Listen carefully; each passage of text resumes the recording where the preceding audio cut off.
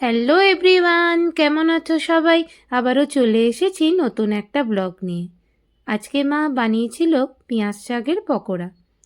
তো দেখো, পেঁয়াজ শাকের পকোড়া বানানোর জন্য মা প্রথমে পেঁয়াজ শাকগুলোকে ছোট ছোট করে কেটে নিয়েছিল।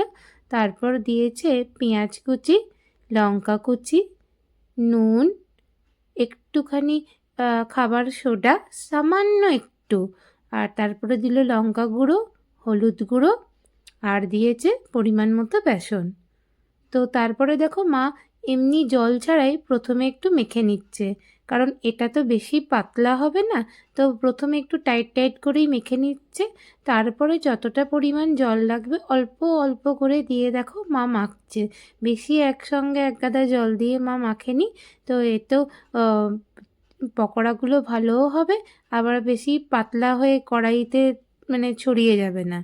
তো দেখো মা অল্প অল্প করে জল দিয়ে এই পুরো জিনিসটা দেখো তৈরি করে নিয়েছে। তো এবার দিয়ে দিয়েছে কড়াইতে তেল।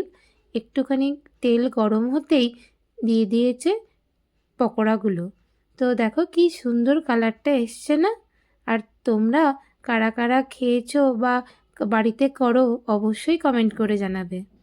তো যাই হোক, দেখো এবার তোমার পকোড়াগুলো এক দিকটা ভাজা হয়ে গেছে। তো এবার উল্টো দিকটা উল্টে দিয়েছে হওয়ার জন্য। তো ভালো করে লাল লাল করে মা ভেজে নিয়েছিল। তো দেখো কি সুন্দর হয়েছে না? দেখেই মনে হচ্ছে তুলে খেয়ে নি, তাই না? তো দেখো এবার দেখো ভালোভাবে মা ভেজে নিয়েছে একটু কড়া করে, নাহলে ভেতরে কাঁচা থাকতে পারে। তো সেই জন্য মা একটু লাল লাল করে ভেজে নিয়েছে। তো এবার দিয়ে দিয়েছে একটা পাত্রে। ব্যাস আমাদের রেডি পেঁয়াজ শাকের পকোড়া। তোমরা কারা কারা খেয়েছো অবশ্যই কিন্তু কমেন্ট করে জানাবে। আজকে এই পর্যন্তই। আবারও আসবো নতুন একটা ব্লগ নিয়ে। ভালো থাকবে, সুস্থ থাকবে।